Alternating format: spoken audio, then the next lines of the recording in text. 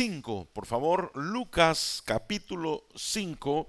Vamos a leer una parte, un complemento de lo que estudiamos el domingo pasado. Si usted se recuerda, usted tendrá muy fresco la porción que leímos el domingo pasado. Amén, hermanos. Lo tenemos así, ¿verdad? En la punta de la lengua. No se lo voy a preguntar para que no todos van a querer responder. Pero hay algo muy importante, muy interesante en lo que sucedió. Usted se recuerda de que hablamos el domingo, ¿verdad? Hablamos de ir más adentro. Boga más adentro, Pedro. Simón, vamos más para adentro. Simón, rema y adentro te diré lo que tú debes de hacer. Muy bien. Ya habiendo refrescado la memoria un poquito, hay algo ahí que es importante que lo podamos nosotros identificar, un detallito que no lo quise tocar yo junto porque me pareció que esto es algo muy importante que lo podamos ver. Y está en el versículo 2, capítulo 5, verso 2. Ahí por favor abra su Biblia o su dispositivo en lo que lee usted, o si no, pues lo tenemos acá. Ese versículo le va a parecer conocido, pero quiero entresacar algo interesante de aquí. Dice que Jesús vio dos barcas que estaban cerca de la orilla del lago, y los pescadores que estaban, o los dueños de esos barcos, dice, habiendo descendido de ellas, de las barcas que estaban ahí, lavaban sus redes. Solo ese versículo, porque yo quiero enfocarme en esa última frase, que estos pescadores lavaban sus redes. Y de esto quiero platicarle, lavando las redes. ¿Por qué es importante lavar las redes? ¿Qué significan las redes? ¿Para qué nos sirven las redes a nosotros? Bueno, obviamente las redes para pescar. Ahora vamos a ver qué es lo que vamos a pescar con las redes. Porque todo esto, hermano, es una figura para nosotros. Todo esto es una clara figura, un ejemplo de lo que representa nuestra vida espiritual. Yo siempre me he preguntado por qué Pedro, hermano, tuvo tanto éxito con la misión que le encomendaron, la misión que le dieron. Jesús llamó a 12 discípulos que luego fueron apóstoles, y a esos 12 discípulos Jesús, hermano, les dio encomiendas. A todos les dijo, van a ir, van a echar fuera demonios, van a sanar enfermos, van a libertar a los cautivos. Le dijo, a todos les dio parejo, pero solo a uno solo le dio un nombre diferente. A uno solo le dio, tal vez no un nombre, sino le dio un oficio diferente, que fue a Simón Pedro. A Simón Pedro le dijo, de ahora en más, de aquí en adelante, tú, no le dijo tú y los otros 11, no, le dijo a Pedro, a Simón, tú de hoy en adelante ya no serás pescador normal o pescador literal, ahora serás pescador de hombres. A ningún otro le dijo esa frase. Fueron 12 apóstoles, solo a uno le dio la categoría de pescador de hombres. Pedro en ese tiempo no entendía nada, hermano, no sabía ni cómo se llamaba. De hecho, por eso hasta le cambiaron el nombre, pues. Pedro no sabía qué era eso de pescador de hombres. Pedro dijo, ¿será que hay alguna clase de peces que le llaman hombres? ¿Será que hay hombres sirenos o algo por el estilo? Pero Dios me está diciendo que voy a ser pescador de hombres. No entendía nada. No sabía que iba a predicar el evangelio, porque no existía aún el evangelio. Bueno, Jesús era el mismo evangelio. Él era la buena noticia del Padre a la tierra, pero no se había establecido el reino, el evangelio en la tierra aún, así literalmente como se conoce. Entonces siempre me he preguntado yo por qué Simón Pedro, tuvo tanto éxito como pescador de hombres. Porque Jesús le llamó pescador de hombres. Ahora tú serás pescador de hombres, porque tuvo éxito este hombre. ¿Y porque se le cumplió? Porque si se le cumplió. Pedro, hermano, en las 2 veces que aparece predicando en el libro de los Hechos, en el primer mensaje dice que se convirtieron 5,000 personas. Se imagina una iglesia que está comenzando y de repente el predicador predica un mensaje tan impactante que 5,000 personas levantan la mano y dicen, yo quiero de lo que ustedes tienen. y se convirtieron. ¿Qué problema? Ya no había donde meter gente en la iglesia. Luego le volvieron a dar privilegio a Pedro y Pedro vuelve a predicar y se convierte en 3,000. Ya no lo volvieron a invitar a predicar porque ¿dónde iba a meter tanta gente? Bueno, tal vez sí, pero ya no aparece literalmente en la palabra. Entonces Pedro, hermano, está ahora ahí. ¿Y por qué está? Porque tuvo un buen inicio como pescador de hombres. Tuvo un tremendo inicio. Cuando él predicaba se convertían multitudes. ¿Sabe por qué? Porque hay una cosa curiosa en este versículo, en el versículo 2. Porque cuando Jesús llamó a Pedro, llamó a Simón, Simón estaba limpiando las redes.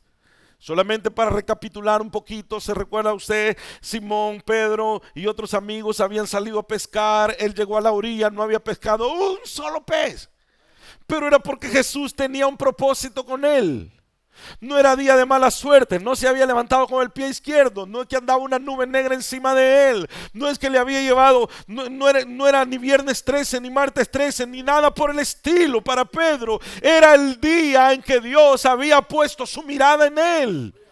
Cuando las cosas van mal para tu vida, cuando no hay, hermano, algo claro, no te preocupes. Es el día que el Señor se va a glorificar, se va a manifestar a su vida.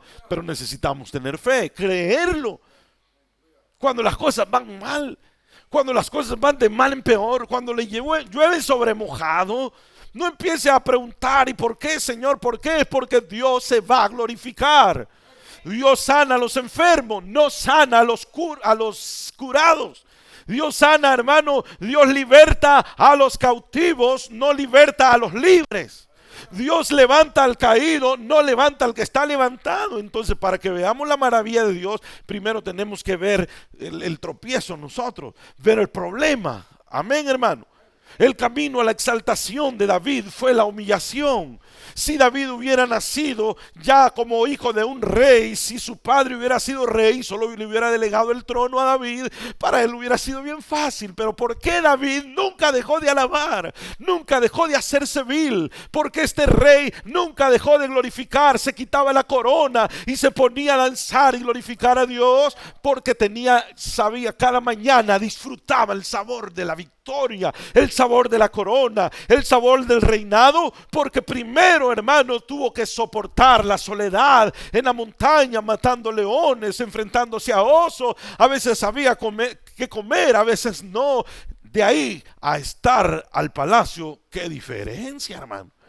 Había que remolinear, como dice un cantante, ¿verdad? Cantar es muy poco para mí, danzar es muy poco para mí. Voy a remolinear al punto que la gente diga que estoy loco. Y si me dicen que yo me estoy haciendo vil por causa de él, me haré más vil. Su misma esposa, la hija de un rey poderoso de Israel, llamada Mical, le dijo a David: ¿por qué te estás humillando? ¿Te imaginas? Tú eres un rey, tú eres un hombre importante y te haces como cualquier hombre más vil. Te pones a danzar ahí como que sos loco, me humillas. Y David le dijo: si tú crees que yo me hago vil, por causa de mi Señor me haré más vil, porque no le he terminado de agradecer al Señor. Entonces, hermano, había mucha diferencia. ¿Y por qué él disfrutaba el éxito?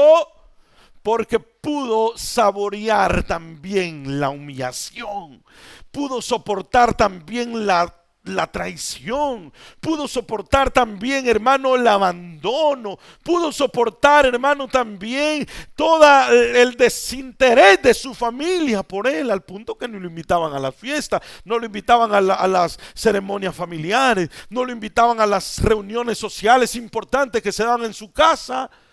Pero qué bueno que Dios lo llamó, hermano. Siendo así, él nunca perdió la identidad. Por eso, si usted quiere saber mire, hermano, Pedro fue un hombre que le impactó. Nunca se olvidó de sus raíces. Simón Pedro nunca se olvidó de dónde Dios lo sacó, y por eso él siempre fue un hombre, hermano, que no le importaba, al punto que dijo: mira, ¿por qué cuando los tenían preso y le dijeron: ya no prediquen ese evangelio, ustedes no, si quieren, no quieren meterse en problemas, no prediquen más, se van tranquilos a su casa y aquí amigos. ¿Y sabe lo que dijo Pedro? No podemos dejar de decir lo que hemos visto y oído. Dios ha hecho tantas cosas para nosotros que quedarnos callados sería una ofensa para Dios. Sería lo menos que estamos dispuestos a hacer. Por eso, hermano, cuando viene el día malo, dele gracias a Dios. Porque diga, Señor, ¿qué vas a hacer conmigo este día? Porque me está yendo tan mal. Cuando todo le vaya pero color de rosa, preocúpese, hermano. Cuando todo vaya pero que hasta los buenos días se los dan hasta con, hermano, pero con alegría, aflíjase. Pero cuando las cosas empiecen mal, vayan mal, cuando hay una enfermedad, cuando hay una escasez, dele gracias a Dios porque el Señor se va a glorificar en la enfermedad con salud, en la escasez con provisión, hermano, en la inseguridad con sus ángeles que acampan alrededor de los que le temen y los defiende.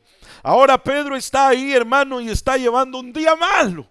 Un día, el peor día de su vida se convierte en el día que nunca olvidó, hermano.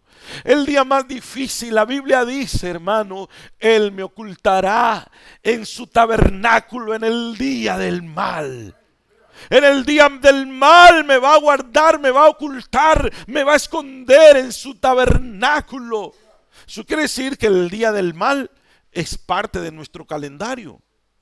Hay días que uno no quisiera que se repitan, ¿verdad, hermano? Ya usted ha tenido días así como que no quisiera que volvieran a existir.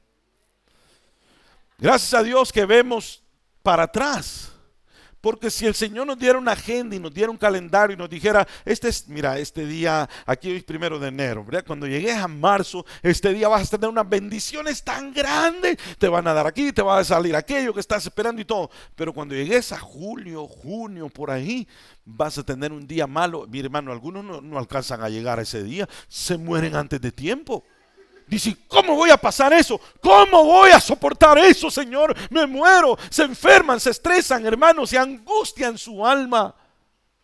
Pero cuando el Señor al final hace su recapitulación y mira de todo donde Dios lo ha librado. ¿Cómo pasé esto?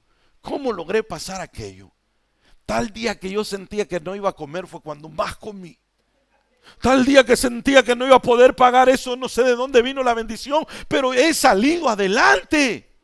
Estoy aquí porque Dios ha obrado en mi vida. Así es como opera el Señor en nosotros. Así es como trabaja el Señor en nosotros. Ahora está allá don Pedro, bueno, el hermano Pedro, o Simón Pedro mejor, porque el hermano Pedro suena así como a un poco raro, ¿verdad? Pero allá está Simón Pedro, el apóstol Pedro, antes de ser ni siquiera discípulo. Ahora está Simón, hermano, frustradísimo, lavando las redes. Yo creo que cuando uno ha lavado, uno ha terminado un día, hermano, pero excelente, y después tiene que ordenar todo lo que ha dejado el desorden pero de aquel gran éxito, hasta con gusto lo va a hacer uno. Imagínense que usted ha puesto su hermano, qué sé yo, o ha tenido una actividad y la actividad fue todo un éxito. Vendió todo lo que tenía que vender, hizo todo lo que tenía que vender, vinieron todos los invitados y hay un gran júbilo y queda un desastre la casa. Pero hasta con gusto al percibir el sabor de la victoria, hasta con fuerzas hace uno todo. Pero qué tal si le ha quedado la casa sucia y no tuvo el éxito que usted esperaba, un poco frustrante. Un poco frustrante, muy frustrante, nada de poco, muy frustrante. Ahora Pedro ha tenido, hermano, sus deudas que pagar, Pedro ha tenido sus dificultades que pagar. Él había salido de su casa porque Pedro era casado, tenía hijos. Porque la Biblia no dice quiénes eran sus hijos, quién era su esposa, pero sí dice que tenía suegra. Y no creo que un hombre quiera tener solo suegra. No, tuvo esposa y por ende pues tenía que tener suegra. No creo que haya ser humano en la tierra que diga, no, yo no me voy a casar, solo me voy a buscar una suegra. No le creo yo eso. Así que Pedro tenía esposa. Su suegra enfermó, dice la Biblia, y Jesús la sanó.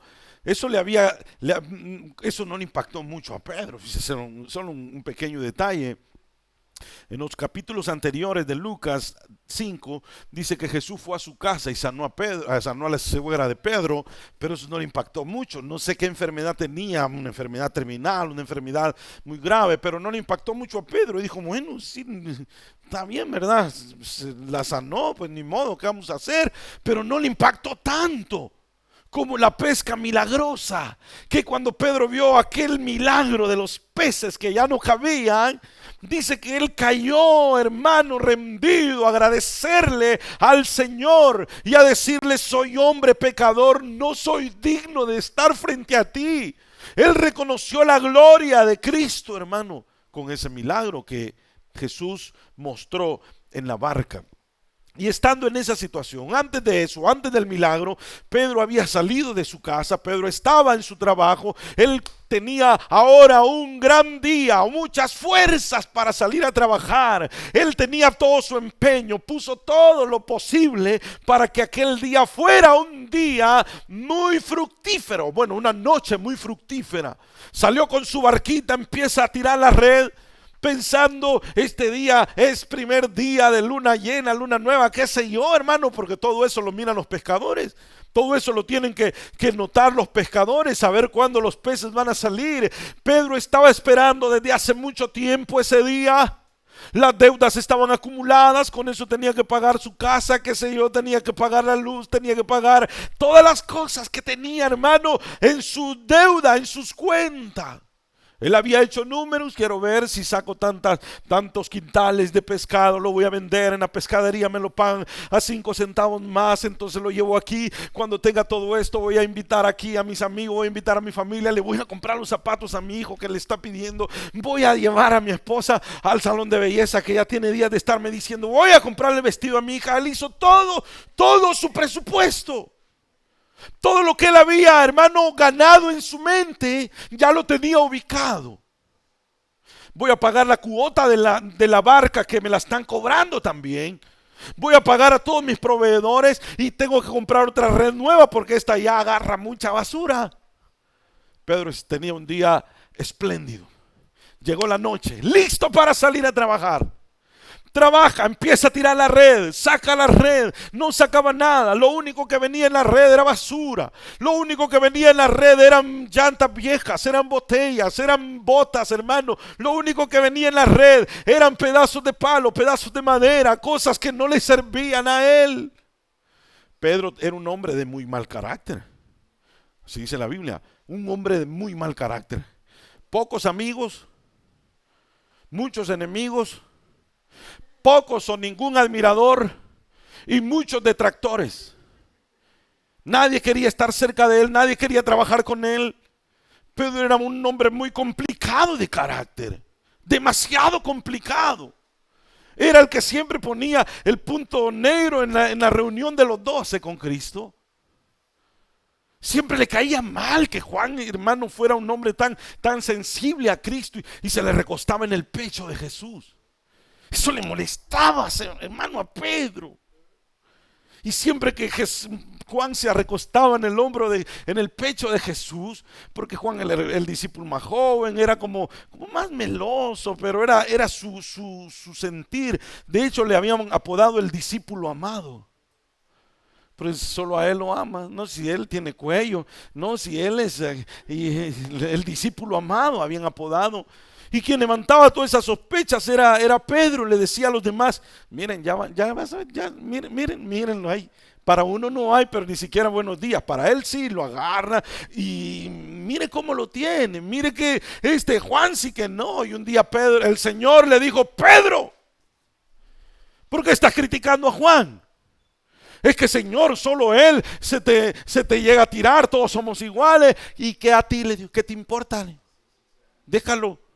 Si yo quiero, Juan, ni siquiera va a haber muerte.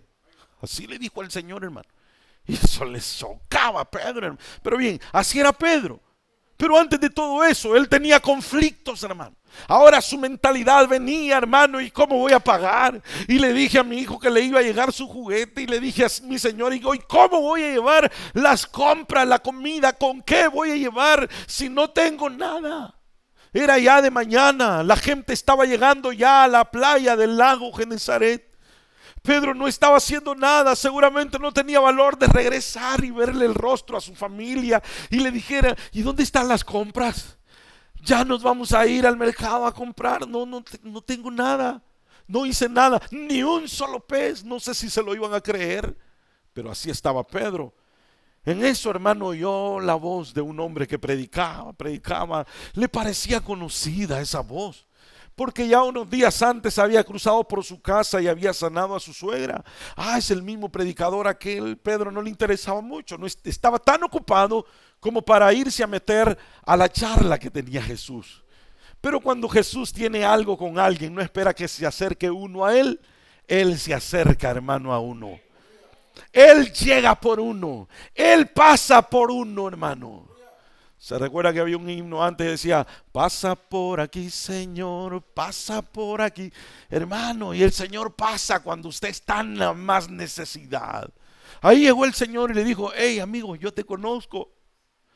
¿Recuerdas que yo fui a tu casa? ¿Me debes un favor? No sé si Pedro sentía que era deudor de ese favor, hermano, pero ¿qué quieres que te haga? Préstame tu barca. La gente me agolpa, la gente me va empujando hacia la playa, la gente se puede ahogar. Préstame tu barca para subirme. Pedro ha de haber dicho: bueno, tal vez el alquilo y me da un poquito de dinero, ya me compongo más o menos. Pero Jesús se subió a la barca y empezó a predicar la gente. Y para pagarle el favor a Pedro, le dijo: boga mar adentro y echa las redes. Ya lo he hecho toda la noche, pero ahora hazlo en mi nombre. En ese contexto que Jesús llega y lo encuentra limpiando las redes. Me llama la atención que Jesús lo dejó que terminara de limpiar las redes. No le dijo: no limpie las redes, porque tengo un propósito y de todo modo ya las vas a ir a ensuciar otra vez. Jesús dejó que siguiera terminando de lavar las redes, limpiar las redes. Termina de lavar las redes porque tengo un propósito contigo.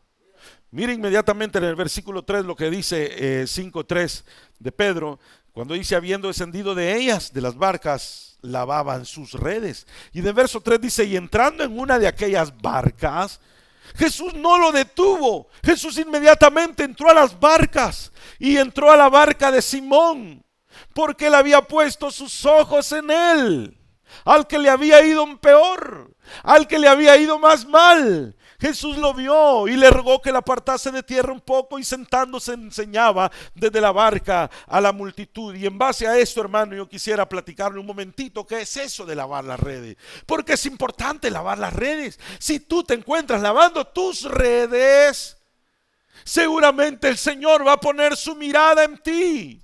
Cuando miramos, hermano, leemos estos versículos, podemos imaginarnos el cansancio, el trabajo, hermano, que tenían aquellos pescadores, sobre todo Pedro, porque habían trabajado toda la noche y continuaban trabajando, lavando sus redes. Estaban muy ocupados. Ahora la pregunta es: ¿por qué se lavan las redes? ¿Por qué lava la red un pescador? Obviamente porque están sucias, obviamente porque con el trabajo se ensucian, porque con el trabajo, hermanos, se van acumulando pequeñas cosas y partículas que la hacen pesada, que la hacen inservible, que la hacen un problema. Una red sucia puede contener pequeñas cosillas que se le pegan. Una red sucia, hermano, puede tener pedacitos de hoja, pedacitos de hierba acuática y todas esas cosas que impiden su buen uso. La van deteriorando, porque las cositas pequeñas son las que echan a perder las cosas grandes, hermano. Las zorras pequeñas, dice la palabra, echan a perder las grandes viñas. Las zorras pequeñas echan a perder las grandes viñas. Los problemillas pequeños se echan a perder grandes iglesias. Pequeños roces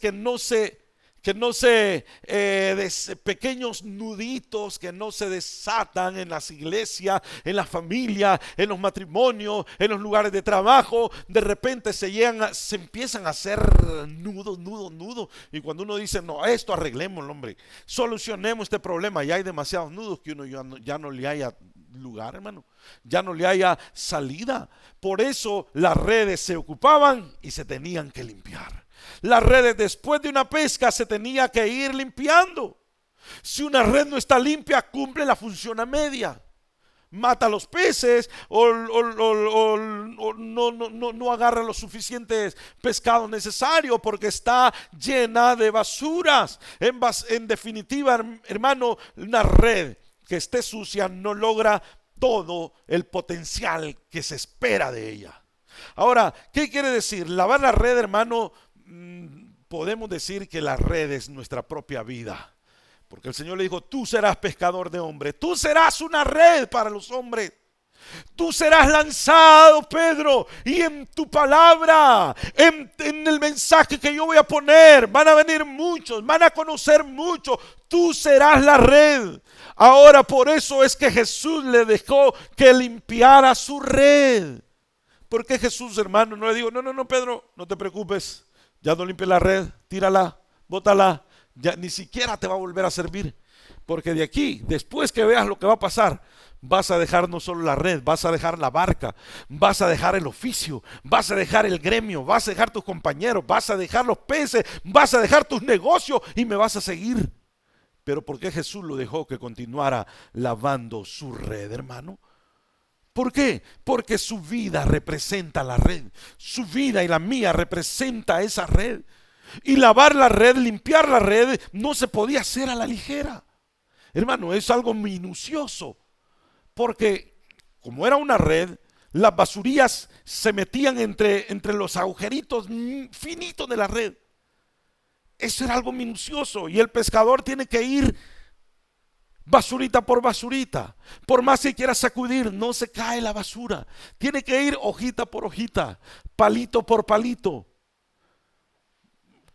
culebrita por culebrita, lombricita por lombricita, pescaditos o chimbolitos, como decimos, por chimbolitos, los que se van quedando pegados. Hay que ir secando todo eso. Hay que ir, hermano, apartando todo lo que se está agolpando en las redes. Lavar la red no es algo que se lleva a la ligera, es algo que merece tiempo, esfuerzo. No es algo sencillo, no es algo fácil, pero sí es necesario.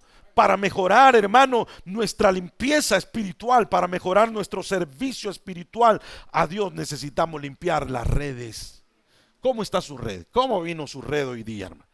Si lográramos tener qué sé yo, un microscopio que el Señor nos permitiera ver para adentro, ¿qué veríamos ahí?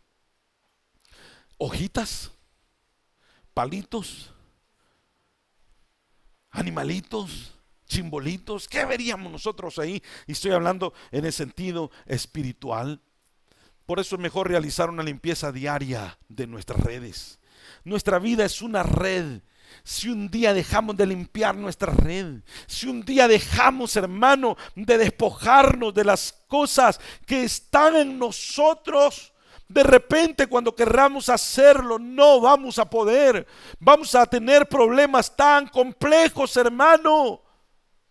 Cuando revisamos nuestra red, cuando revisamos nuestra vida, cuando vemos que hay atención que poner y cuando nosotros venimos a la iglesia esperando que Dios nos limpie, que Dios nos cambie, que Dios nos transforme y nos proponemos a que el Señor lo haga así minuciosamente, así, hermano, como tan cercano. Yo me recuerdo antes, eso pasaba antes, cuando se acuerdan de los piojitos que atacaban a los niños, hermano. Y yo me acuerdo que habían unos peines así bien finito. Y ya estaban las mamás con unas, ¿cómo se llaman? Mantas ahí. Y agarraban las cabezas. A los varones no nos pasaban la acero, hermano. O una gilet navaja. Y ya los pobres piojines, las cabezas eran toboganes, salían volando por allá. Pero las niñas no les podían hacer eso. Tenían que empezarles a pasar, hermano. Casi mechoncito por mechoncito. Y allá caía un montón de cositas, como que era nieve negrita, caían en las. Y todo eso era lo que estaba ahí pegado. Que pasaban horas y horas y horas y horas sacando aquello. Ya, algunos ya hasta le están haciendo así, hermano. No es cierto. Solo porque están recordando aquello.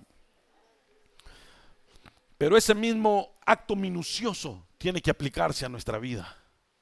Así como nosotros aplicamos, hermano, interés y atención a nuestro cuerpo físico, necesitamos atender nuestra alma espiritual para ir sacando aquellas pequeñas cosas que, por muy chiquitas que se vean o muy pequeñitas que parezcan, son parásitos que se están aprovechando de tu vida espiritual.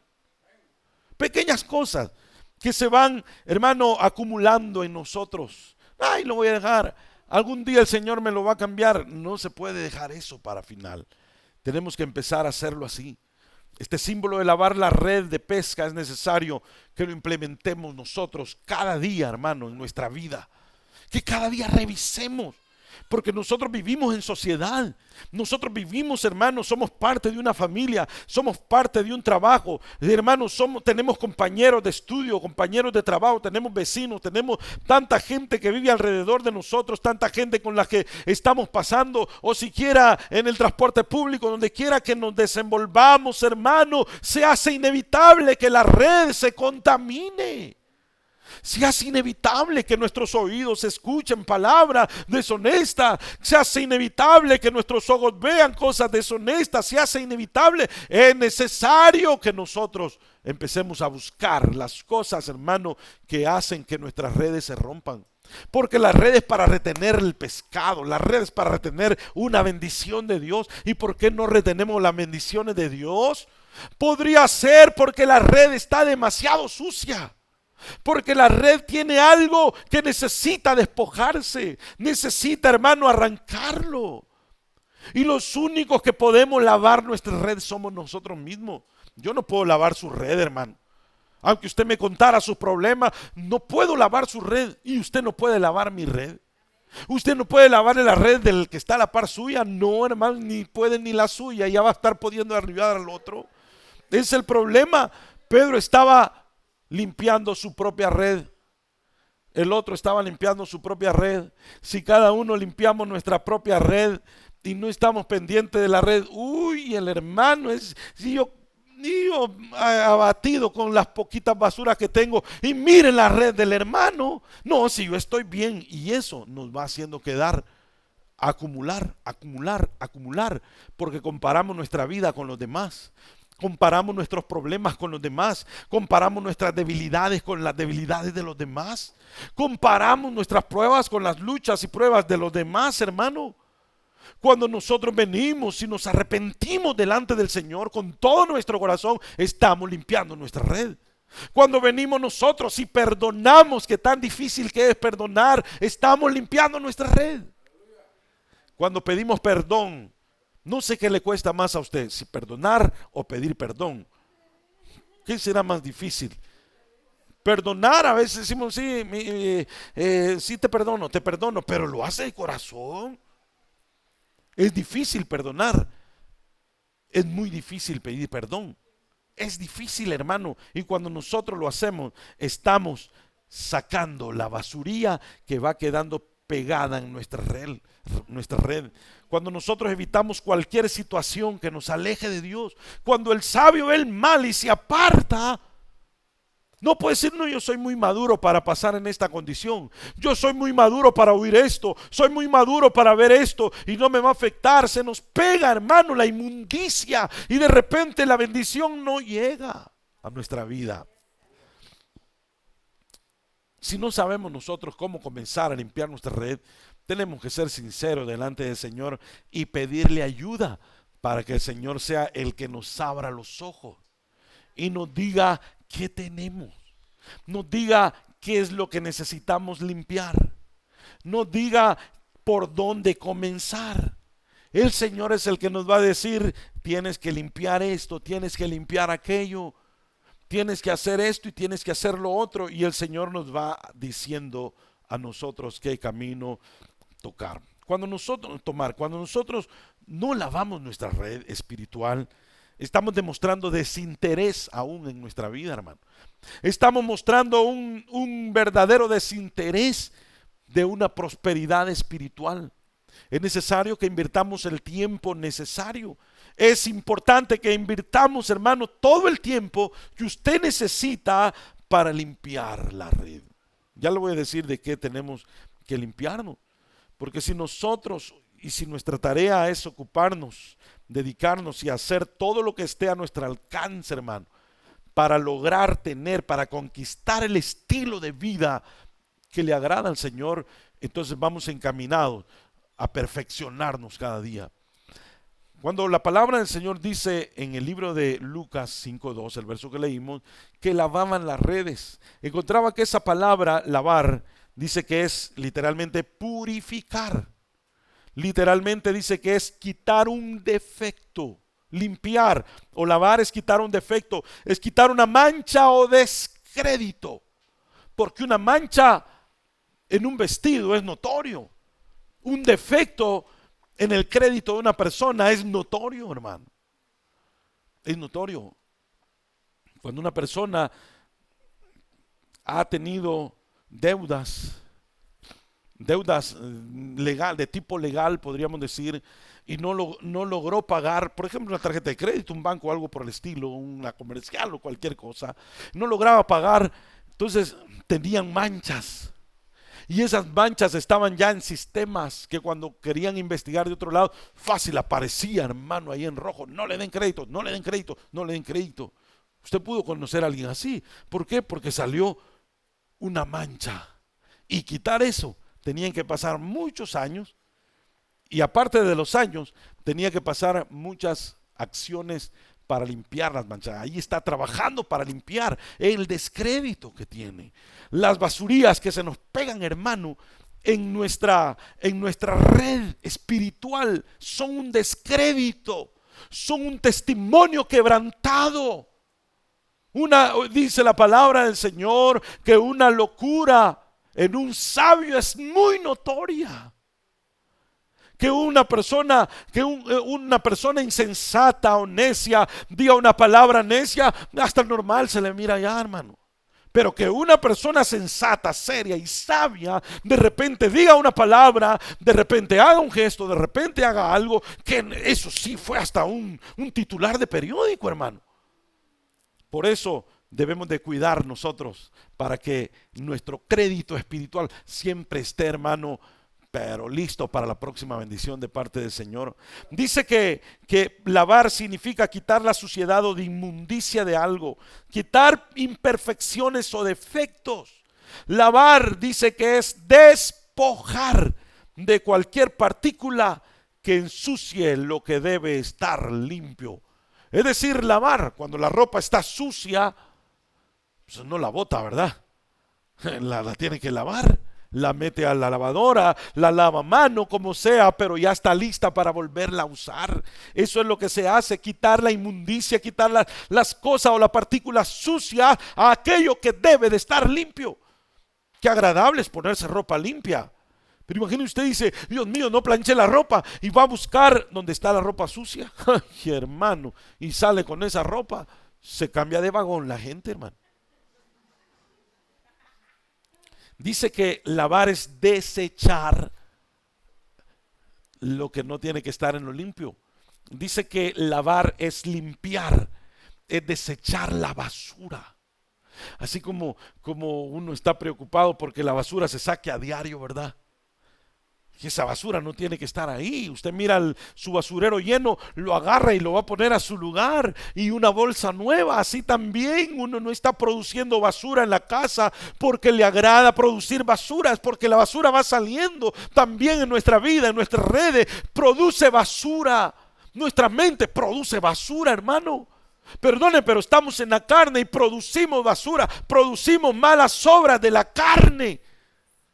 Lo importante y una persona perfecta no es aquel que no produce, hermano, lo que está brotando, las obras de la carne, sino que eso lo está desechando a diario. Lo importante es desecharlo. Lo importante es desecharlo. Usted no puede decir, ay, un mes no voy a botar la inmundicia de la casa. Ay, hermano, eso va a ser terrible. Pero a diario hay que botar la basura. También en la mente se vienen pensamientos que hay que botarlos a diario. A nuestro corazón llegan sentimientos que hay que botarlos a diario.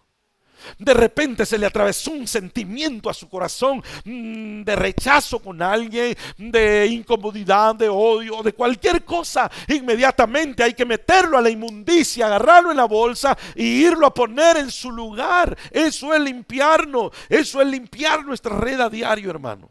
Eso es ir desechando la basura. Dice que también limpiar es renunciar o deshacerse de algo inmundo, de algo sucio. Eso es limpiar. Limpiar las redes, limpiar nuestras vidas, despojarnos de qué, deshacernos de qué, desechar de qué. Hermano, renunciar a qué. La palabra de Dios nos dice exactamente a qué es lo que tenemos que estar nosotros dispuestos. Yo quiero llevarlo a que vaya conmigo a algunos versículos de la Biblia, solo para que veamos que el Señor tiene preparado, hermano, una gama de cosas en las cuales nosotros tenemos que renunciar y limpiarnos. Dios, sabiendo que nosotros, hermano, estamos todavía en este cuerpo de corrupción, en este cuerpo, hermano, que está asediado por el viejo hombre. Porque aunque usted está aquí y se mira muy bien delante del Señor, usted está luchando con un enemigo interno que no es el diablo, no es nadie más, no es un demonio, es uno mismo. El peor enemigo del hombre es el hombre mismo, es el que lleva adentro, es con el que tenemos que pelear, es el que nos dice: no, no te dejes, no, reclama tu derecho, pegá, si te dieron uno, dale dos. Desquitátela, vengate. Eso es, hermano, el viejo hombre con el que tenemos que luchar. Porque la Biblia dice, hermano, que al que perdona a Dios lo perdonará también. La palabra del Señor, hermano, está diciendo: te dieron en una mejilla. Ay, qué duro ese versículo. Hasta ahí no he llegado yo, Señor. Usted podría dar la otra mejilla. Mejor procure a no llegar a ese momento, porque usted no sabe si va a tener la capacidad. Que le dieron una mejilla y se queda esperando. No le va a decir: mire, ¿me puede dar la otra, por favor, para cumplir la palabra de Dios? No quiere decir eso. El sabio ve el mal y se aparta, y se le dieron en una mejilla. Mejor, mire, si no tiene capacidad de poner la otra, entonces camine, salga del lugar. Dice el libro de Efesios capítulo 4 verso 22: en cuanto a la pasada manera de vivir, se recuerda que la palabra lavar o limpiar significa, hermanos, despojarse. La palabra del Señor dice: en cuanto a la pasada manera de vivir, despojaos. Despójense del viejo hombre que está viciado conforme a los deseos engañosos. Entonces, despojémonos del viejo hombre. ¿Saben qué es el viejo hombre? Pareciera que es nuestro mejor amigo, hermano. O sea, internamente es el que a veces nos aconseja. El viejo hombre, mire, hermano, en la televisión o en la caricatura a veces sacan cosas que las sacan de la realidad. Y en la caricatura sacan, por ejemplo, le voy a poner al Pedro Picapiedra. Yo me recuerdo que una vez vi un programa del Pedro Picapiedra, que aquí tenía un Pedrito así como ángel con una coronita arriba y le decía cosas buenas, pero al otro lado tenía otro Pedro igualito, de diablito, con cola y con su tridente, y le decía: no te dejes del enano y hazle esto y hazle lo otro. Pero el otro le decía: no, Pedro, tienes que dormir con la conciencia tranquila, no le hagas esto, haga lo otro. Y sabe que el mentado Pedro le obedecía más al diablito que al bueno, al punto que al bueno se lo tuvo que espantar y le dijo: no, tú eres mal consejero para mí. Así actuamos muchas veces, porque muchas veces el espíritu es el que dice que tiene la conexión con Dios, nuestro espíritu, y jala hacia arriba. Y es el que nos dice: no vas a ir hoy a la iglesia, tenés que ir, no sabes de qué te vas a perder. Pero el otro le está diciendo: estás cansado, allí nadie te mira bien, no vayas, mucho calor, ni ventiladores han puesto, mira que ni las ventanas abren, mucho grita ese hombre, mira que mucho predica, mucho habla, lo saca tarde y le empezamos a poner atención al otro. Muy bien, está bien, ¿verdad? Tiene razón aquel. No, si de tener razón, tiene razón. Pero ¿será que nos dejamos aconsejar del viejo hombre? Este es el viejo hombre. Pero el hombre renovado nos va diciendo, déjale las cosas a Dios, espera en el Señor. Él es el que nos aconseja, Él es el que nos dice cosas, porque es lo que se conecta con el Espíritu Santo. Y el Espíritu Santo fortalece nuestro espíritu, pero nuestro espíritu le habla a nuestra conciencia. Pero muchas veces, hermano, el otro, el viejo hombre, está más fortalecido, más fortachón, y parece más contundente las razones que nos da, y nosotros se la creemos. O usted anda más veces en el espíritu que en la carne. Uno es el espíritu, el otro es en la carne. O usted nunca le ha escuchado al viejo hombre hablarle algo. O usted nunca le ha obedecido al viejo hombre. Yo creo que todos hemos caído en el error. Por eso la Biblia dice, despojaos del viejo hombre. En otras palabras, cuando le esté hablando el viejo hombre, haga lo que hizo el Pedro, pero él lo hizo con el bueno. Usted hágalo con el malo y dígale, yo te reprendo, Satanás, eres mal consejero para mí. Y despójese. Despojarse es, hermano, quitarse. Despojarse es, hermano, separarse de lo que no le sirve. Eso es lo que dice la Biblia. Por eso dice esta versión, ya no vivan ni se conduzcan como lo hacían antes, cuando los malos deseos dirigían su manera de vivir. Dice esta versión, los malos deseos. El viejo hombre solo pone malos deseos, deseos de venganza, deseos de tantas cosas, deseos engañosos. Vamos a ir a otro versículo porque esto lo vamos a ir viendo rápido. Capítulo 2 del libro de Tito. Capítulo 2 del libro de Tito, verso 12. Dice la Biblia, enseñándonos que renunciando a la impiedad y a los deseos mundanos, vivamos en este siglo sobria, justa y piadosamente. El Señor nos enseña que tenemos que renunciar. Renunciar es, hermanos, separarse legalmente de algo. Renunciar a la impiedad. Hermano, ¿pero qué es la impiedad? Pues la impiedad es ser impío. Los impíos no están en el mundo. Los impíos no están en la calle.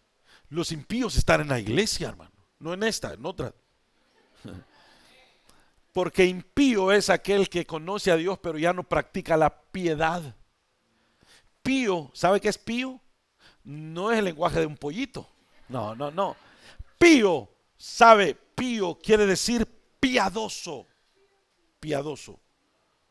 Es una persona pía. A veces en un lenguaje castellano antiguo. Por eso algunos señores líderes religiosos antes les decía Pío Juan no sé cuánto, Pío aquí, Pío allá. Pero Pío no era descendiente de pollito ni nada por el estilo, sino Pío era piadoso. Era una versión corta de la palabra piadoso o piedad. Piedad. Ahora, un impío es el que no es piadoso. Y piadoso no está hablando de bondadoso o de lastimoso, sino aquel que practica la piedad. Y la piedad es aquellas acciones del Espíritu, hermanos, que nos incitan a hacer lo agradable a Dios todos los días. Hablar con Dios es una acción piadosa. Hacer bien a los demás es una acción piadosa. Andar rectamente delante de Dios es una acción piadosa. Entonces, impío es aquel que ya no tiene acciones piadosas. Por eso dice la Biblia, renunciando a la impiedad, volvamos nuevamente a ser piadosos. Pero también dice, renunciando a los deseos mundanos. ¿Y qué son los deseos mundanos? Los deseos de la carne. Los deseos, hermano, que van en contra de la voluntad de Dios.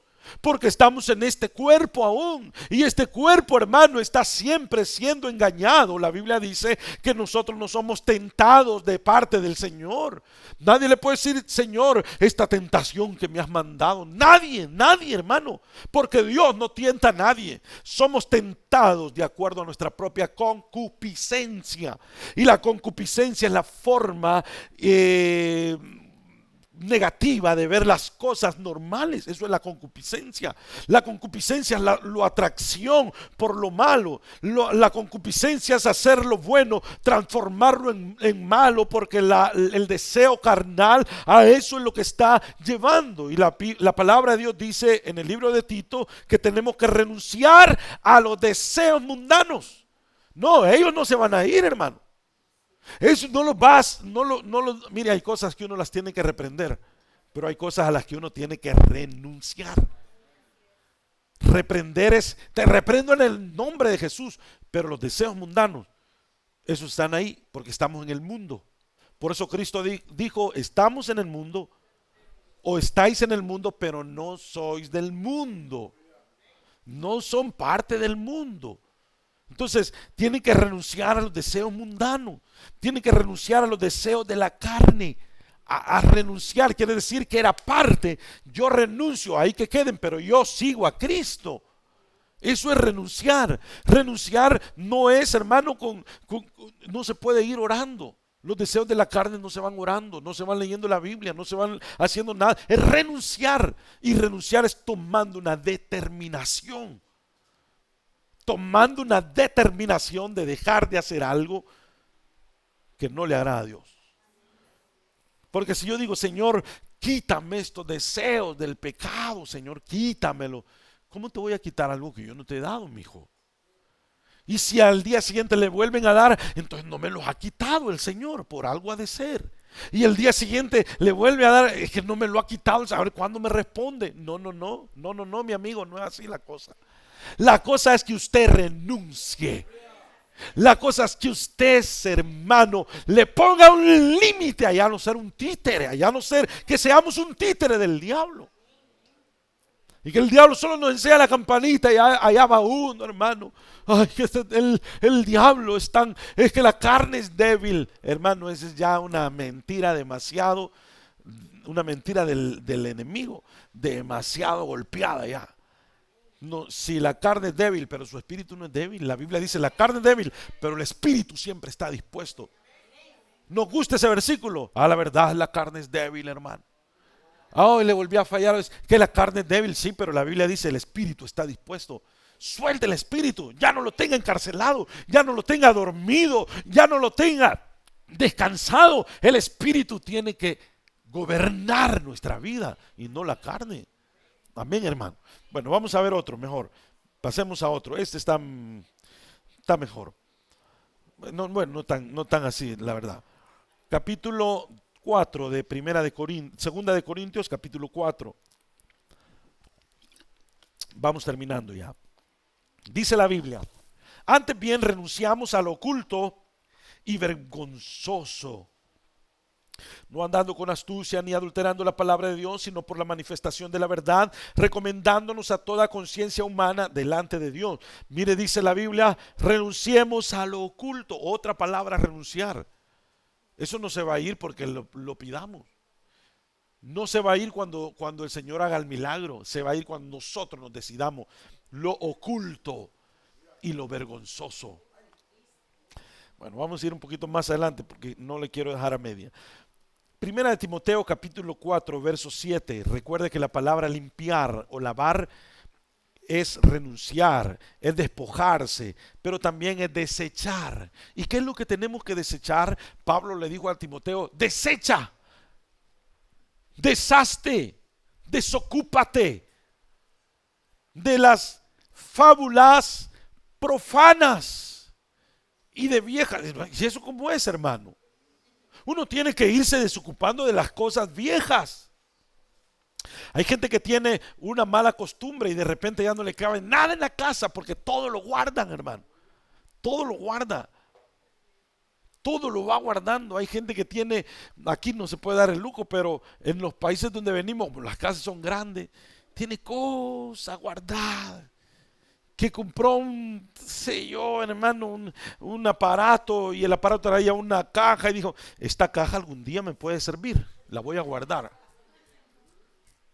Este bote de leche está muy bueno, algún día me va a servir, y todo lo va acumulando y tiene bodegas llenas de cosas que jamás las ocupó, hermano. Cuando dice, tengo una caja, cuando la viene a sacar, ya la caja hasta se deshace cuando la agarra. Está viejísimo eso. ¿Para qué nos sirvió? Solo para ocupar un espacio. Solo para guardar algo, para ser animales, para ser roedores. También así vamos guardando cosas y Pablo le dijo, desecha todo eso. Desecha. Si uno se va a buscar, mire hermano, si uno tuviera solo lo que ocupa, lo que de verdad ocupa, mire hermano, uno a veces se le arruinó una extensión y dice, no, este cable algún día me puede servir. Y lo guarda. Este pedazo de palo algún día me puede servir y lo guarda. De repente ya no le cabe nada a uno, hermano. La ropa, hermano, la ropa. Si usted va a buscar la ropa que verdaderamente le sirve, tiene un montón de ropa. 3 tallas atrás que uno dice, algún día voy a volver, me voy a reconciliar con mi talla. 4, 5 tallas atrás, es una utopía ya, hermano. Regálele a alguien que sí la va a ocupar. Si usted va a buscar ropa que ya no le queda, va a encontrar mucha. O que ya no le gusta, tal vez algún día me vuelve a gustar estos colores, o se vuelven a poner de moda. Y ahí tiene la ropa hasta de 1970 todavía guardada, hermano, esperando que aparezcan de nuevo los pantalones con campana abajo, ¿verdad? Tal vez vuelve. Desecha lo que no sirve, desecha lo que ya no ocupas. Y las fábulas de viejas, dice, fábulas profanas y fábulas de viejas. Desde luego que no está hablando de personas viejas, no, nadie se ofenda. Está hablando de fábulas profanas, porque en el antiguo tiempo habían muchas cosas, hermano, que la gente se inventaba y que alejaba de la realidad de la palabra de Dios. Habían fábulas de anécdotas o de leyendas viejas que la gente decía, no, pero si pasa esto, si pasa lo otro. La Biblia está llena de muchos ejemplos de ello. No lo vamos a poner porque nosotros, hermano, podamos se nos puede alargar mucho el tiempo, pero la gente tiene conceptos en su mente, a eso se refiere, que son de la antigüedad, son de los abuelitos, son de lo que nos enseñaba, hermano, las tradiciones que se contraponen a la palabra de Dios. La palabra dice un poquito más, capítulo 12, verso 1, o más bien dicho, 4:25 de Efesios, por lo cual, desechando la mentira. ¿De qué más tenemos que desechar en nosotros? La mentira. La mentira se vuelve a ser tan normal en la vida de mucha gente, hermano. Y mienten hasta, bueno, nunca debe de haber necesidad de mentir, pero mienten hasta para decir la hora, hermano. Mienten hasta para cuando no hay necesidad. Desechando la mentira. ¿Por qué dice el Señor que desechemos la mentira? Porque la mentira es parte, el ser humano lo adopta como parte normal de su actitud. Pero la mentira tiene un solo padre. Y el padre de toda mentira es el diablo, dice la palabra de Dios. Porque el diablo miente desde el principio. Y aquel que miente se constituye en hijo también de aquel que es el padre de la mentira. Así es que, hermanos, renunciemos. De repente el diablo tiene derecho sobre alguien. Porque dice, ¿cómo me estás reprendiendo a mí, abrazándome todo aquello del cual yo soy padre? ¿Cómo vamos a reprender al diablo cuando tenemos como aliado a un hijo del diablo, que es la mentira, o a una hija del diablo, que es la mentira? La palabra se responde sola. Dice 4:31 siempre de Efesios, quítense de vosotros. Pero está claro, conciso. Hermano, ahí no hay donde perderse. El apóstol Pablo y la palabra del Señor nos está diciendo de qué tenemos que despojarnos. Y aquí dice literalmente, quítense de vosotros toda amargura. Ninguna amargura viene de Dios. Porque el alma amargada está envenenando su entorno y envenena su misma alma. Porque la amargura es eso, hermano. La amargura es un envenenamiento del alma. Toda amargura, todo enojo. ¿Habrá algún enojado aquí? No, ninguno. Solo en sus casas, tal vez. No. Todo enojo, ningún enojo viene de Dios, hermano. Toda ira, dice que tenemos que quitarnos de nosotros toda ira. toda ira. Mire, hermano, airaos, pero no pequéis. Es cierto, no somos de palo. De repente viene algo que nos molesta, aírese. Pero que el sol no se ponga sobre su enojo, dice la palabra del Señor. Dice que debemos de quitar toda gritería. Puede gritar solo cuando dé gloria a Dios en la iglesia, hermano. Ahí sí de ese gusto gritando. Esa gritería no se quita. No se debe de quitar. No pide la Biblia que se quite. Solo la gritería entre los hermanos. Cuando queremos poner autoridad y se nos va la voz, hermano, gritando. Cuando queremos imponer nosotros nuestro carácter, la Biblia dice, quítense vosotros todo enojo, toda ira, toda gritería y maledicencia, es decir mal siempre de las cosas y toda malicia. Ser maliciosos, a mí me habían enseñado que ser malicioso es como ser vanidoso, pero no tiene nada que ver. La vanidad es una cosa, pero la malicia es tener malicia, tener siempre a ver lo malo, tender a que todo es malo. Mire, el hermano viene tarde, es que siempre ha sido rebelde. Esa es malicia al corazón, hermano. Mire, el hermano que chuco trae los zapatos, es que él siempre ha sido así. Hermano, puede ser que pasó por una polvazón y se le ensuciaron. Siempre estamos buscando. Mire lo que dijo, es que siempre me ha traído en contra. Puede ser que como dijo el chavo del 8, se le chispoteó, hombre. No es una actitud de maldad. Por eso quítense de vosotros toda malicia. La malicia es cuando siempre estamos pensando lo malo de las cosas. Siempre le buscamos lo malo a las personas. Eso es quitar de vosotros toda malicia. Santiago capítulo 1, verso 21 dice, ya vamos a terminar, por lo cual desechando toda inmundicia, todo lo inmundo, la basura inmunda es la que más apesta en la casa o en los basureros. Hay que sacarla, desecharla y toda abundancia de malicia, porque hay gente que tiene mucha malicia, siempre va pensando, siempre le saca mal las cosas, hermano. Tal vez aquí, pero usted va a conocer algo, a alguna persona, de repente le dan algo, va a creer lo que me regaló. ¿Cuándo han dado regalándome nada? Quizás tiene, saber qué cosa. Quizás ni me voy a comer eso que me han traído. Eso es malicia, hermano.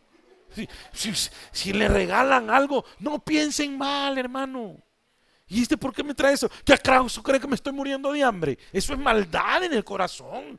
Por eso cerramos la bendición, las puertas a las bendiciones de Dios, hermano. No, si la palabra de Dios es clara, contundente, concisa. Toda abundancia de malicia, dice la palabra del Señor. Desechando pues toda malicia. Capítulo 2, 1 de segunda de Pedro, por favor, capítulo 2, 1 de segunda de Pedro, vuelve a decir, ahora lo dice el apóstol Pedro, desechando pues todo tipo de malicia, otra vez, toda malicia, todo engaño de corazón, toda hipocresía, porque de repente se nos sale, hermano, Yo me recuerdo antes, yo no sé si todavía, pero antes salía una caricatura en los periódicos que se llamaba El Doctor Merengue. No sé si se acuerda, ese hombre sí era hipócrita, hermano. ¿Usted se acuerda que era un doctor así, pero bien elegante, bien amable? Y cuando daba la vuelta el otro se le salía la verdadera personalidad, hasta como un espíritu de él, y se reía, decía, se burlaba de la gente que llegaba, hermano. Ese es en la hipocresía. Estaba bien diseñado porque ahí reflejaba la condición verdadera del ser humano. Y una de las cosas más normales que nos vendió la vieja naturaleza es que en algún momento debemos de ser hipócritas. Pero la Biblia dice que tenemos que renunciar a la hipocresía. Renunciar a la hipocresía, a las envidias. Hay que renunciar a las envidias. De repente hay una envidia en el corazón, hermano. De repente le vemos un buen zapato al hermano. Dice, mire ese hermano, pero los ha de deber. Ese los debe todavía. Yo por lo menos estos rotos, pero no los debo. Esa es envidia, hermano. De verdad. Hay que renunciar a toda envidia de corazón. todo lo que, mire hermano, la naturaleza humana nos dice, nadie ve ojos bonitos en cara ajena. Entonces siempre le trata a uno de echar polvo o lodo a las cosas buenas de los demás, cuando somos una familia y debemos de alegrarnos por el bienestar del otro, por el triunfo del otro, por el crecimiento del otro, hermano. Si alguien se graduó, qué bendición. Pero si uno tiene envidia, a pura copia, de ver, pasa, es que si ya lo conozco, ese sí es bueno para copiar, por eso pasó. Hermano, eso es envidia, hermano, y tenemos que rechazar eso. La Biblia dice, y hay que desechar todas las detracciones. ¿Usted sabe qué es una detracción? ¿Quién sabe qué es una detracción? Usted me puede ayudar buscando ahí en su diccionario, como ahí en el teléfono tenemos todo, ¿verdad? Cualquier versión de la Biblia. Yo quiero que usted me ayude, yo lo tengo aquí, pero quiero que usted me ayude. ¿Qué es detracción, hermano? Porque son cosas, ¿cómo voy a desechar algo que yo ni sé ni qué es, hermano? ¿Cómo voy a renunciar a algo que yo jamás sí lo había oído, pero jamás me había puesto a investigarlo? Por eso le pido que me ayude. ¿Alguien lo tiene ya? ¿Qué es detracción de acuerdo al diccionario? Si alguien lo tiene, dígalo con libertad. ¿Alguien lo halló? Léalo fuerte, hermano. Nadie. Léalo, hermano. Oiga, hermano. Léalo otra vez. Murmuración, eso es detracción. Murmuración, difamación, denigración de la reputación de alguien. Dice la Biblia que tenemos que desechar las detracciones. La detracción es la denigración de la reputación de alguien, la murmuración, la difamación. Cuando usted escuche que alguien está difamando a otro, que está ausente, hermano, no sea partícipe, no sea cómplice de aquello. Porque tanto, hermano, lleva el castigo el que lo habla como el que lo oye, el que lo hace hablar. Siempre, hermano, eso es como una forma muy elegante de decir el chisme, ¿verdad? Es una forma muy clara de decir no sean, que no les guste el chisme, pues. No sean atraídos por el chisme. Porque hay gente que dice, no, yo nunca voy a hablar eso. Pero hermano, una comezón de oír por que le digan, mire, ya supo lo último del hermano. No, mire, a mí no me gusta conocer, pero ¿y qué le pasó? ¿Qué le sucedió? Dígame, ya no me deje picado. Hermano, eso hay mucha maldad en el que lo habla como el que lo oye. Tiene problema el que lo habla con su lengua, pero el otro tiene problema con su oído. No hubieran chismosos si no hubieran quien nos oye. No hubiera detracciones si nosotros desecháramos todo tipo de maldad. Todo tipo de maldad. La maldad está en el ser humano. La maldad está en el corazón. Cuando alguien denigra la reputación de otro, así aún teniendo pruebas, hermano. No ese es el procedimiento que habla la palabra del Señor. Y por último, este sí es el último. Primera de Pedro, vamos a ver primero Hebreos 12:1. Hebreos 12:1 dice: por tanto también nosotros, teniendo en derredor nuestro tan grande nube de testigos, despojémonos, quitar, despojémonos de todo peso, de toda carga y del pecado que nos asedia. Tenemos que despojarnos de las cargas. Esa carga, usted no fue diseñado para ir cargado siempre.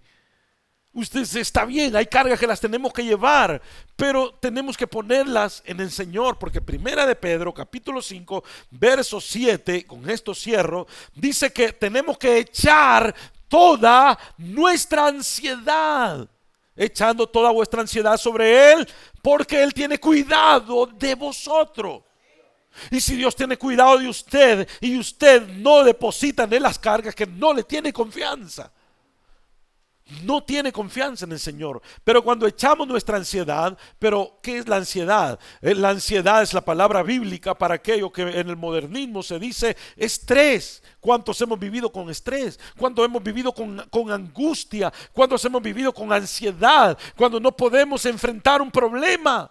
Dice que la ansiedad es una angustia que suele acompañar a muchos problemas y que no permite sosiego a quien los enfrenta. Eso es la ansiedad.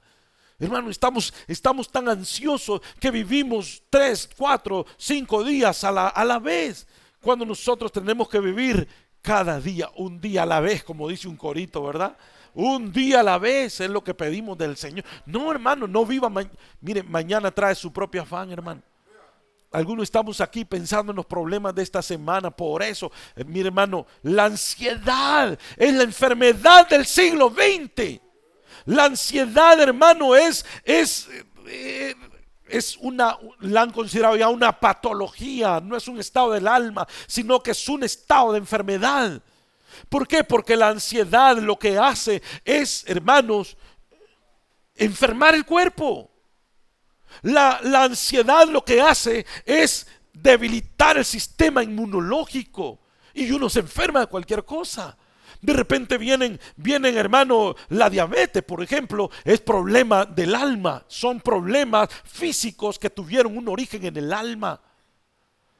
La diabetes, algún tipo de cáncer, la hipertensión, problemas coronarios, es decir, del corazón, y problemas del cerebro, tantas cosas. Hermano, el derrame cerebral vienen a causa de un montón de problemas, porque nosotros no somos máquinas. Somos seres humanos que tenemos un límite de donde aguantar. Por eso el Señor dice: echa sobre mí tu ansiedad, echa sobre mí tus cargas, echa sobre mí tu ansiedad. Cuando nosotros miramos hacia atrás, hermanos, todas estas preocupaciones, cuando miramos todo lo que hemos vivido, cuando miramos lo que vamos a vivir, lo que está por delante, entonces no estamos tan ocupados del futuro y del pasado. El pasado nos asedia, nos golpeó, y el futuro nos da temor. El presente es un caos, hermano. No podemos dormir, no podemos, porque mire el ser humano cómo es. Ahora estamos muchos ansiosos por lo de mañana. Mañana vamos a estar ansiosos por lo del otro día, y así sucesivamente. Total, es que esta es una rueda de caballito que jamás nos va a traer un sosiego. Por eso el Señor dice: pongan sobre mí sus cargas, echando toda vuestra ansiedad sobre Él. Como aquel hombre que en su lecho de muerte, hermano, en su lecho ya para morir, este hombre habló y dijo que había tenido un montón de problemas en su vida, pero la mayoría de los cuales nunca habían sucedido. Es decir, sus problemas estaban acá. ¿Y si pasa esto? ¿Y si quiebra la empresa? ¿Y si me quitan el trabajo? ¿Y si pasa aquello? ¿Y si me enfermo del otro? No disfrutan su vida diaria, la vida que el Señor nos da cada día, porque estamos preocupados por el mañana. Eso es la preocupación. La ansiedad aparece, hermano, a diario. Aparece en economía, aparece en los matrimonios, aparece en la casa, aparece en todos lados. Vivimos ansiosos. Algunos vamos a trabajar en un ambiente que provoca ansiedad y estrés. Algunos venimos a la iglesia y el ambiente nos provoca ansiedad y estrés. Vamos a la casa y la casa provoca ansiedad y estrés. Su cuerpo no va a soportar eso. Por eso la palabra del Señor dice: echando sobre mí tus cargas, que yo te haré descansar. El que a mí viene. Hermano, ocultar o reprimir la ansiedad no la hace desaparecer. Al contrario, trae más ansiedad, nos vuelve más estresado. Porque la ansiedad no hay que esconderla, hay que depositarla en las manos del Señor. Hay que echarla sobre Él. El estrés, la ansiedad que tenemos por el mañana no va a solucionar el problema de mañana. Al contrario, lo va a empeorar. Al contrario, lo va a hacer más grande. Por eso el sistema inmunológico de muchos de nosotros somos tan propensos a enfermedades, hermano. Por más que tome medicamentos, siempre uno anda estresado. Hay gente que necesita pastillas para dormir. Si usted ha llegado a esa condición, usted necesita echar sus cargas en el Señor. Si usted necesita pastillas para dormir y en la mañana necesita pastillas para estar despierto, si necesita 3 cafés al día a la mañana para mantenerse eléctrico, hay un problema en estrés en su vida, hay un problema de ansiedad. Si uno se mete bombazos aquí, hermano, que aquel cafecito, que se miraba todavía el fondo de la taza, ¿verdad? Donde podía meter el pan, qué bueno. No, hermano, la pura pintura para que lo mantenga con los ojos abiertos. Necesitaba eso, pero eso, hermano, lo que trae más ansiedad, más estrés. Si a usted le gusta, pues, es un problema, pero necesitamos descansar en el Señor Jesucristo. El estrés, la ansiedad, las angustias, hermanos, que estamos nosotros viviendo a diario, los problemas, las dificultades, esos problemas que quitan el sueño, hermano, que de repente en la madrugada se despertó y inmediatamente viene un problema que se le fue el sueño, hermano, y empezó, padre, y si pasa esto, y si pasa aquello, Dios mío, y si pasa lo otro. De verdad que estamos demasiado estresados, demasiados ansiosos. Por eso la palabra de Dios dice en ese versículo, echando toda vuestra ansiedad. La ansiedad que usted tiene por sus hijos, por su matrimonio, por su casa, por su familia, la ansiedad que usted tiene por su trabajo, la ansiedad, hermano, que usted tiene por la economía, por cualquier cosa, por la inseguridad, por cosas que no se han realizado. Échelas este día en el Señor, echando toda vuestra ansiedad. Porque yo termino con este versículo, Isaías 26:3. Dice la palabra del Señor en Isaías 26:3: mas tú guardarás en perfecta paz aquel cuyo pensamiento en ti persevera, porque en ti ha confiado. Cuánto necesitamos, hermano, descansar, pero un verdadero descanso. No un descanso físico, sino un verdadero descanso en el Señor. Cuando Jesús llegó a aquella sinagoga, lo primero que le llamó la atención fue una mujer que tenía un problema en su espalda. Tenía, hermano, tanto peso que la había encorvado. Esa mujer ya estaba encorvada de la carga que llevaba en su espalda. Espiritualmente hay muchos ya encorvados, que ya están doblados de tantos problemas, pero hay una solución. Y la única solución es echando nuestra ansiedad, depositando nuestra ansiedad sobre el Señor. Usted tiene una ansiedad que necesita poner en las manos del Señor, una preocupación. Venga hoy delante del Señor y la vamos a echar delante de Él. Aleluya. Puede ponerse de pie también si usted quiere, quedarse en su silla o venir al frente. Hoy quiero tener un pequeño tiempo de administración. Aquellos que quieran decirle: Señor, yo reconozco que hay una ansiedad en mí, hay una preocupación que yo la quiero traer delante de ti, Señor. Hay algo que nosotros necesitamos despojarnos, y hoy es el día que podemos hacerlo. Si hay alguien que no tiene al Señor Jesucristo en su corazón y quisiera aceptar la ayuda del Todopoderoso, levantando su mano puede hacerlo con todo su corazón. Vamos a orar por usted. Si hay alguien que le quiere decir: Señor, a veces vienen dudas a mi corazón. ¿Será que